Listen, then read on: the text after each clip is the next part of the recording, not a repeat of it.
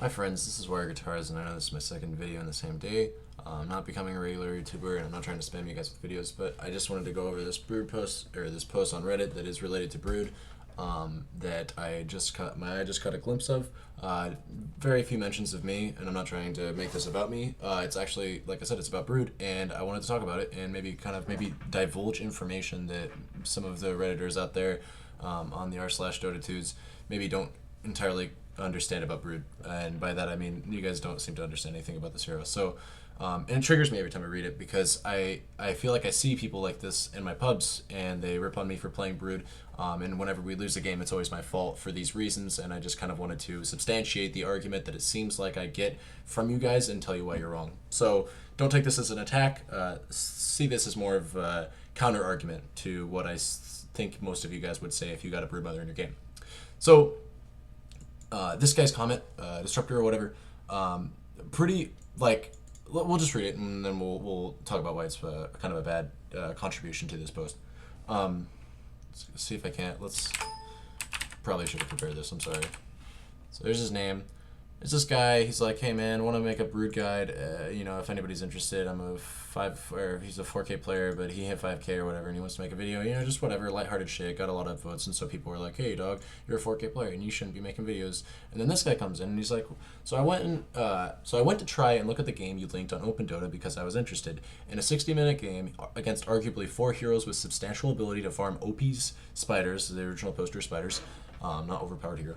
Did a quick calculation on how much farmed he fed to his enemies, and then he sat here and he broke down the calculations of all the EXP and the gold that he fed to his teammates, or that the Brood player fed to the enemy with his spiderlings and spiderites. And we'll just stop it right here because this is such a stupid and asinine way of looking at Brood Mother that it actually just grinds the gears of the Brood Mother players out there. If this is your metric for judging how useless a Brood Mother is, because all they do is feed spiderlings and spiderites, then you need to complain every time you get an Enchantress, every time you get a Chen, every time you get a Nature's Prophet, although you probably do, to be fair, because fuck that hero, and any other hero that summons units that have bounties associated with them on their teams. Don't just flame Brood Mothers. And then also, while you're doing that, uninstall Dota, because you're stupid as fuck, and here's why.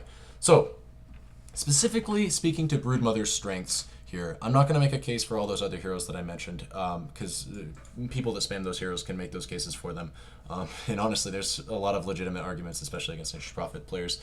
But against Brood Mother, there's this like warped mentality that if they feed too many spiderlings, they're playing the hero incorrectly. I've had games like mid 5K, low 6K game averages, where I'll have like my safe laner that's like a 6.2K player. I don't know, he's just like too bored in his safety cozy little tri lane. He'll start looking up at my lane and he'll start like pinging me and saying, send your spiders on him, and harassing him. I'm like, dude, chill the fuck out, dude. I'm the Brood player here. I'm not joking. This idea that like Brood Mother should be being incredibly cautious with her spiders in some situations, and like never feeding a single one of them, but also harassing or whatever. It's just completely warped point. And I actually wanted to look at a replay just to kind of show you guys what I'm talking about. So in this game, I'm just playing some Brooder against Slark and a Disruptor. Apparently kind of showed up for a few seconds, but he's going to pretty much leave the lane, and it's going to be a Slark and a Pugna. Both these heroes have abilities that they can use to farm spiders, as you are quite aware, Dark Pact and what the fuck's it called, Nether Blast, as you just saw. But in the early game, they're quite expensive on either mana or health in Slark's case, and it's not like they can spam them out. And Brood can take advantage of this. So before you look at this lane and say, oh my god, Pugna's substantially has a substantial ability to farm Brood spiders, think about what you're saying for a second. You know, like, it's a spammable nuke by that definition, but it's not like Pugna has all the mana to throw out in the world in the early game. And if he pops a Clarity at any given point in time, I'm just going to send a spider on him to pop it, so it's not necessarily a free lane, so to speak, for him to just throw out Nether Blasts all day. Speaking of which, he popped a Clarity and I didn't immediately send a spider. It feels bad even when I saw him. So he gets a pull off, and we're going to kind of speed through this because the relevant part of what I'm trying to really detail here is coming up. Hopefully I've kind of made a point for why Brood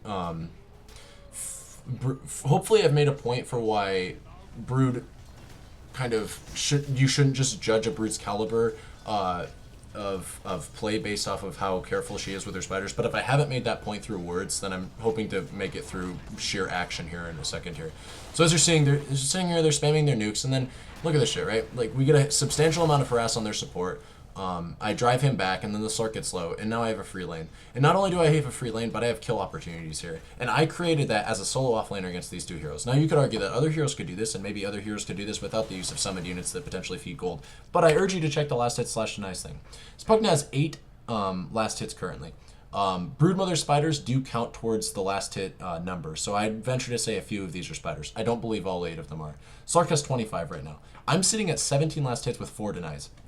This number in both categories could be higher. I think this might have been my first game of the day. But just understand that Broodmother's summoned units are one of the reasons why she takes or at least has the potential to take advantage where a lot of other heroes lack the ability to take advantage in a lane such as the off lane, which is typically perceived as a lane where you're just trying to get whatever you can get, right? For like 90% of the heroes in the entire game, they have to look at the off lane in such a way that they're constantly walking on eggshells for fear of dying, and that they'll take even so much as 50% denied EXP as a luxury, right, in terms of what they can seed out of the lane. Broodmother doesn't settle for any of that bullshit. Brood will go for full 100% EXP, try to get as many last hits as she possibly can, all the while playing against an aggressive tri-lane that's aimed at killing her and never ganking mid, right? And that's one of the strengths of Broodmother. And not recognizing that singular point alone already makes you incredibly uneducated on the topic of Broodmother.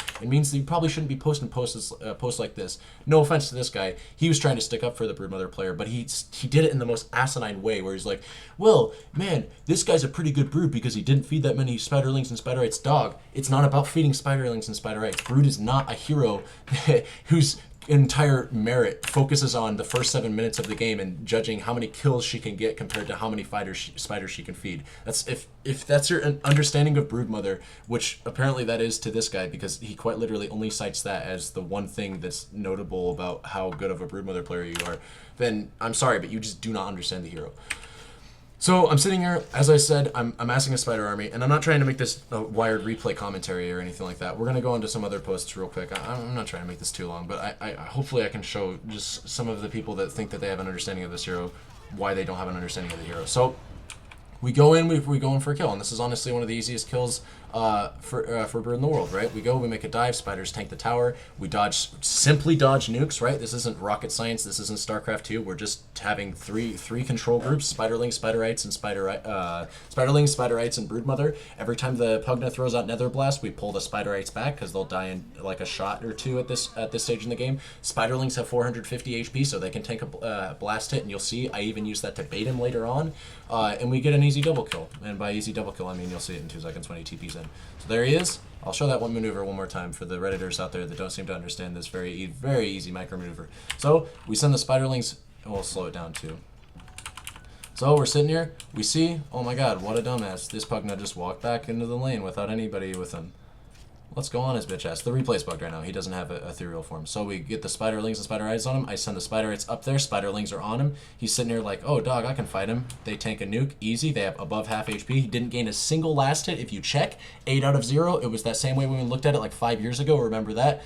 Then, boom, I go ethereal form. Oh my god, I'm so OP. Then we just run the spiders to get away. Again, 8 out of 0. Still has 0 last hits from spiders. Haven't fed him a single damn one. Even if that mattered. The reason why it wouldn't have mattered, I could have fed him 20 spiders there. Still wouldn't have made jack shit for a difference other than the bit of EXP that he would have gotten. Because Spiderlings and Spiderites, this is big point number 2 as to why you don't understand Broodmother on Reddit. If you're a 2K player and you're raging at these guys in posts saying, I don't want Broodmother on my team. And I have seen these Reddit posts before, for the record. So don't act as though they're not made. It's when these people come out here and they say, oh man, you got the kill, but you fed 20 spiders. Dude, that's good. Spiders give unreliable gold. Unless they got the kill, unless they got 20 spiders after they died with some form of a damage over time, they lost most of the gold that they got off the spiders. And then you could make the argument, oh, well, they would have lost more if they hadn't gotten the little bit of gold, because when you die, you get, there's a certain amount that you lose of, like, so for instance, this says death cost is 159. It'll only take, in this instance, if I were to die right now, 136 of my gold, because that's the amount that I have that's unreliable. I wouldn't lose any more than 136 because the rest of that gold is reliable for me. The rest of my 452 gold past that 136 is reliable. This is just a very quick explanation of gold. I always seem to get off on tangents, but this is important. You could argue that a Slark that's farming might farm up like 1,500 gold worth of unreliable gold while he's trying to get his Shadow Blade or some shit like that. Maybe he's saving up for the full component so he doesn't reveal his timing on it by getting the Claymore first.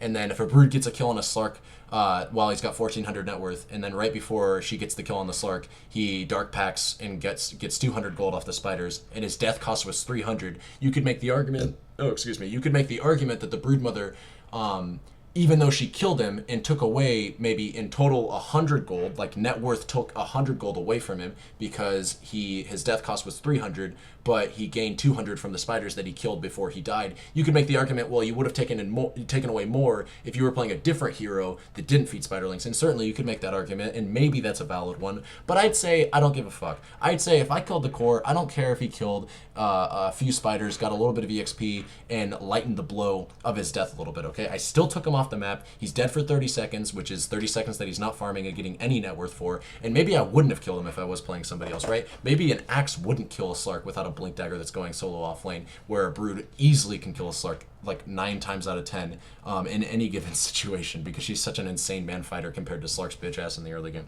Anyways, let's continue, because there's just a little bit more out of this lane that I want to show you, right? So this is where it's 7 minutes and 26 seconds into the game, right? This is where I think a lot of people on Reddit would probably agree with me here. This is where Broodmother is very, very strong. And I would completely agree. If you shut down the enemy safe lane, they can't come back, ever. And I'm going to demonstrate that here a few times, I believe, over and over and over again, right? We're going to take the tower, easy tier 1, and then we're going to fast forward, and then let's just start to take over their lane, right? This is typical Broodmother stuff that you're acquainted to. And then we start applying pressure on their tier 2, and so their core wants to farm. And again, I want to... I don't know what's going on here. People die and we gotta pause 500 times, right? And that's what I wanted to show you, okay? So we get a nice spider ball going, and I'm like, hey, I want to bait out some dark packs and whatnot. I make a little mistake there. Admittedly, this was micro mistake. When I sent the spiderlings on the on the Slark there, I should have pulled them back, because you can't see the Slarks wind up on his dark pact when he's dark pacting and he's on the enemy team. But you can just, I mean, if you're a good enough player, you can pretty much assume when Slark's gonna dark pact anyways, right? It's pretty obvious and self-intuitive when he wants to apply AoE damage. So I ended up, as you saw, feeding a fuck ton of spiders there, and we'll show that again. A lot of them fed to the Pugna. We'll see just how much a lot is. So Slark's at 33, we'll watch. Pugna's at 8. He dark packs here. Slark jumps from 33 to 41, and then Pugna jumps from 8 to 12. So you might stop this and be like, oh my god, Wired, you just fed 8 spiders, spiderlings and spiderites combined. You probably fed him like 100 gold there, or 200 gold. What the fuck, man? What's going on? That's terrible. You just fed him a lot of EXP too. And to that I argue, I don't give a fuck, right? I don't. I genuinely don't give a fuck. There's 2 heroes in protecting, with quotation marks, this tier 2, right? I'm still getting chip damage from the catapult that's on there and dancing my spiderlings around there. So this tier 2 is already at like half HP. Uh-oh, am I wrong? No, it's not even close to half HP. But I'm applying pressure on here, and I'm still drawing their supports up here. You might be like, oh, he's getting more than average farm on here, but I'd say take a closer look when you say he's getting more than average farm, right? I'm pushing him back. He almost had to ulti there. He can't come up for this range creep in particular for a safe last hitting. He's like way below half HP. He's got to sit here and wait while he ultis up. He can't go farm creeps right now. He can't go farm the jungle because he's so low. Can't come up to the creep wave. He's regenerating some HP back, but Pugna's still there. They just wasted money on a sentry. That's another thing you have to keep in mind is, yeah, sure, they're making all this money maybe on spiderlings and spiderites, but they're probably having to spend a good 50% of their costs on sentries and just general detection for Broodmother. So and the way I knew that is because I just heard them drop a sentry through the replay bug. And look at this crap, right? He's not going to come contest this creep wave. Spectre ulting also applies some like arbitrary pressure that may make that look a little diluted. And so anyways, yeah, this is just kind of Disruptor. In conclusion, Disruptor comes up here. I get a nice snag on him. No other hero can do this in the entire game, where you just get a free kill on a support, and then I just back off, and I'm A-okay right in front of 3 heroes' faces. I make Pugna use some mana here, like 200 worth of mana. He doesn't get a single spider. I think I even almost kill him here. No, I die here, but I get the kill. Do I die? Yeah, I do die. Rip. But that's 4 heroes, and I killed 2 of them, right, as Broodmother, solo. So it feels good, man. That was what I wanted to show from the replay. No offense again to this guy. I want to make that abundantly clear. His argument is not one that I'm, his argument is sadly one that I'm very familiar with, and yet at the same time not one that I'm fond of. And so I just felt like I would address it right here. There's a few other posts here that kind of triggered me a bit that I kind of wanted to briefly go over if I could. This one, the classic, not sure how useful or deep the guide will be if he's 3K, trying to imply that everybody's 3K and above or 4K and above, saying that people that are around the 3K bracket can't make guides. This one is just talking about item builds, a brood with phase plus Echo Saber into Deso or BKB. If there's a lot of lockdown, can easily join team fights. I like this. I don't like the build, but I like the idea here. And this stemmed from this post right here, which is like, this one triggered me a little bit, but for reasons that I shouldn't get triggered for, because it's just somebody who's literally probably played like 10 games like a year ago and does not know shit about the brood, so I'm not getting triggered. The inner coach in me is telling me that I should like strive through and try to shine light on ignorance and not shun away from it. Because this guy seems to think that my issues with brood are how to manage her webs and how to gank / rotate to a different lane. Like, holy shit, there's so much wrong there, like where to start. Managing brood's webs, if you have any difficulties with them, I'll show you how to do it right now. This is I mean, look at this, dude. I'm including brood tips in my pseudo-educational Reddit roast. So here's how you quote here. I'll even fuck man, we'll go full Bushido memes here. Where's the cam? Uh-oh, is cam not working? Oh, dude, cam's not working. Okay, I was gonna get the cam going, but I was gonna get the quotes out. So if imagine air quotes right now, right? Here's how you quote manage webs with quotations on that. Okay. I didn't have WTF mode on. That sucks. I wish you could like buy a refresher. But okay, so you got some webs up, say for instance, right? I almost want to just like close out of this. You can't refresh this. No, I didn't even type it right. That's stupid. So say you have some webs out and you're like, oh man, I'm brood mother. I can only have 8 webs out at a time unless I'm level 25. What do, right? What is a brood to do in this situation, right? You simply grab the web, right? If you don't want it to automatically break, which let's be real, that's generally speaking the incorrect play. You should get into the habit, if nothing else, similar to how TAs should get into the habit of not pushing D for the auto self-destruct closest trap button. Brood should get into the habit whenever they need to break a web of just manually grabbing it and pushing the Q button. And there, boom. Like I revealed all of the information that one would need to know in terms of how to manage her webs. If you're talking about managing webs in terms of web placements, it's really straightforward. There's no sweet spots, generally speaking. I have a few for the early game, but they're honestly just personal preference. They're very self-intuitive as well. But a lot of it is personal preference. It's literally just picking an arbitrary cluster of trees and being like, I like that cluster of trees more than the other cluster of trees, just because it seems a little bit more defensive, for whatever personal reasons that you may have. Maybe you like the color or shape that they are. And then this guy, this is what triggered me a lot about it as well, is that people started jumping on the bandwagon. That's like the most important question here. We all know we all know the brood player that only split bushes, and even if even if he shut down one lane, the enemy team gathers and forces the 5v4 team fights into a win. To be honest, knowledge where to place webs and what to do is what makes you a good brood. That is so incredibly incorrect that I honestly want to like reach through the computer to smack this guy right up across the face. I'm so sorry, reader tab, but I just like, there's no science behind this, right? There is none. Let that be completely and abundantly clear here, okay? There is no science behind placing your webs. There's a pro out there that is saying that there's science behind, like that's making brood out more to be more complicated than she really is, and that guy is not a pro brood player. He may be a pro, he's not a pro brood player, okay? There's no science here, dude. It's just put webs where you want webs to be. Don't overcomplicate things and make this hero harder than she needs to be, okay? You put webs in intelligent locations. Don't have them overlap so you don't have, like, if... Here's a pro tip, right? If your webs look like this, you're doing it wrong, okay? However, if your webs look something like this...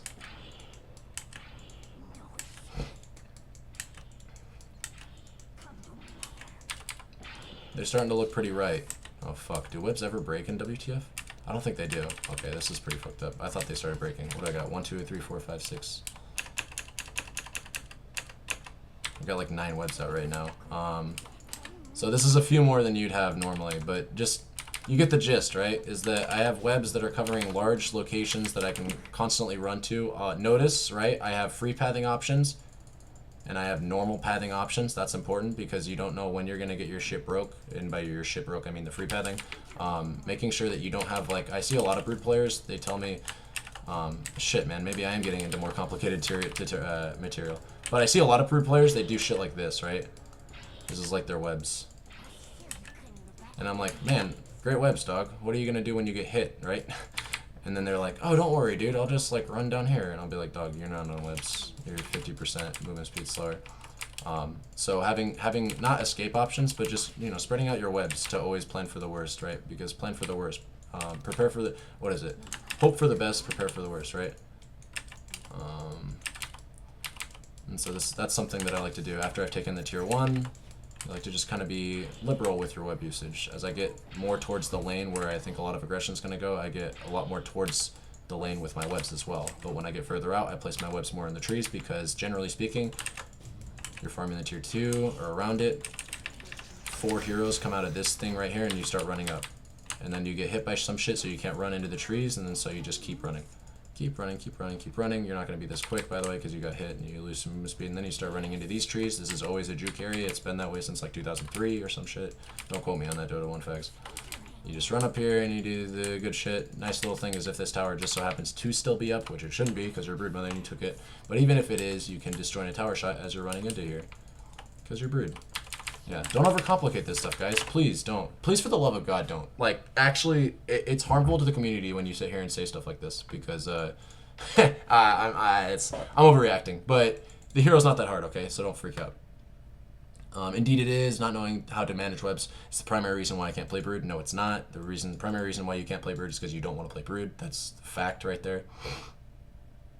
Knowing how to use your spells and what to do is what makes you a good hero. I like this guy because that's so, like, he's coming in and just shitting on everybody, saying like, hey guys, your arguments are so stupid. This is what you sound like if you replace brood with any other hero. So here, I'm gonna give him a vote. There you go, stereotype. Yeah, okay, so that's kind of all I wanted to get on. Yeah, whatever. Peace out, guys.